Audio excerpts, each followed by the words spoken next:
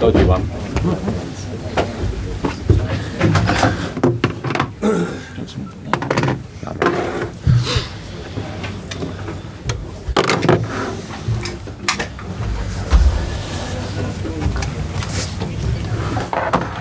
Okay, who wants to get us underway? Frank, nothing decision-wise went weird tonight, did it? VAR or the referee's decisions? No, I mean, starting the decisions, because decisions are, I suppose they are crucial. Obviously, Maguire should get a red, and then he scores a second goal. Game changes off that. I think that one is what VAR was, or a major part of what VAR was brought here for. Second viewing, different angles. Referee can't see all the angles, and if you're not going to look at the monitor, then you're definitely not going to see it as well. So that one was wrong. I think the Zuma goal as well should have stood. At first I didn't. It looked like a shove from Azpilicueta. You see it again, he gets shoved in the first place. So it's certainly not clear and obvious. To get the goals given, then he gets a shove, then you go, okay, goal given. So, and Giroud was offside. Right, the Maguire incident, it's right in front of you, you jump up. Yeah, it was actually behind me, as it happened, to be fair. But what did the referee say to you when you were appealing that? Nothing. I didn't have a dialogue. Where I hadn't seen it, I had nothing clear to say. You just, when the VAR check happens, then you're just waiting and trusting the right decision. So I didn't have anything to say. Didn't have the clear view. I've seen it since, obviously. There must be an obvious frustration in having perhaps the majority of young people would say that is a red card, but yet you don't get the decision. Yeah. But don't know how can you explain it? It's just a wrong decision, isn't it? Which I suppose is harder to take with the presence of VAR than it would have been before, you know. And I think that's the reason it was brought in for. And you know, love it or hate it, you have to say that if something happens and they see it and then they make the right decision, it's very confusing to say the least when all the different angles still bring a wrong decision, which is universally a wrong decision. You know, it could be my opinion here, but I think everyone I've spoken to, not just in our dressing room, but neutrals have said the same. Well, in that, I mean, you conceded, just can't stop conceding. I think it's no win in 6 now. Are you concerned? I mean, it seems like an obvious. Yeah, it's not. I don't like the word concerned, because this game will concern you every time. On a run of 6 on the bounce, 7 on the bounce over the season, I'm concerned about many factors.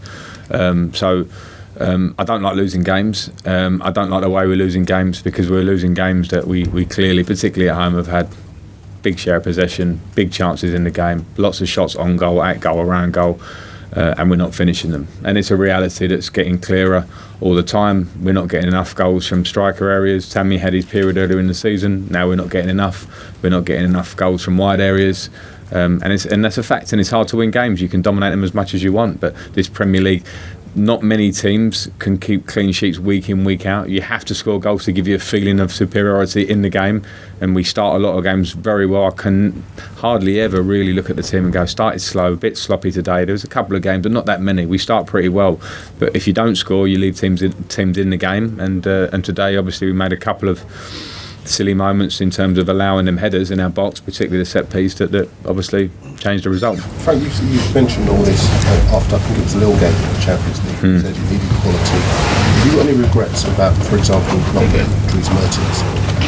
I honestly don't want to talk about the window, because it affects nothing now. I think, as I said just before, the reality is in what we're seeing, and sometimes when you watch it every week, and I do, and I watch, and we go over the games again and we look at the stats, it's very clear we make a lot of chances, as much as anyone in the league, probably barring Liverpool. I know that, and we're not finishing them. So I don't want to talk about regrets. The window is shut. Now we have what's in front of us, which means we're in 4th place by a point. Season starts here, to that effect, that we need to try and get 4th place. Is there a bit of a confidence issue with Nishi, do you think?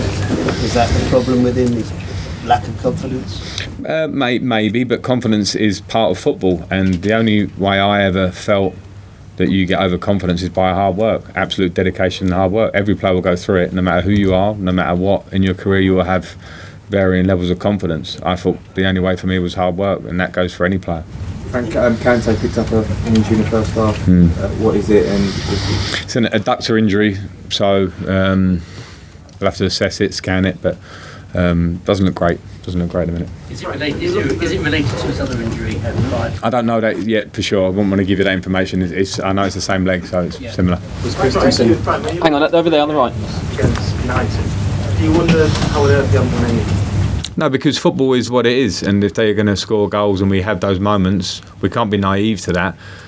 But when you look at the reality of it, that we've scored 1 goal in those 3 games, 60 minutes at Old Trafford, the better team.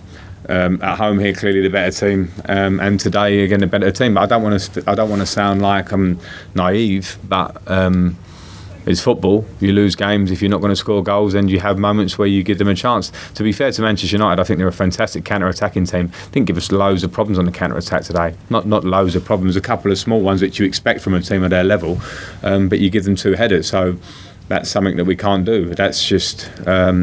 That's a moment for players. We work on set pieces, but you can't run in the box and jump. We have to jump and head the ball away. Okay, we're going to do 2 more, then we're going to finish at the front here, and then over there to end.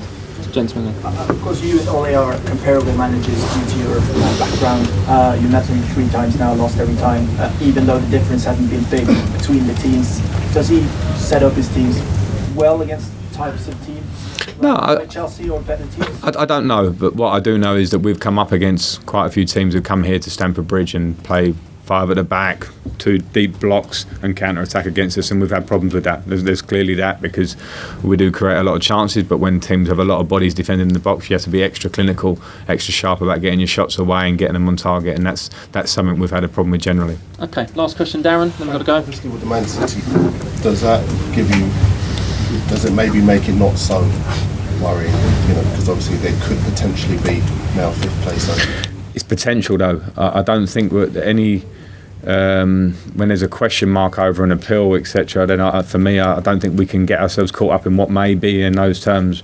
All we can do is say we're 4th, which means it's in our hands, and we want to have that 4th space, or look up above us and see if we can close the gap above us, and that's just a game-by-game situation. Now the gap's closed, but I don't think many people expect us to be 4th at this stage of the season, so the fight starts now, and we can't affect the Man City situation much. Okay, thank you very much. Cheers. Thank you.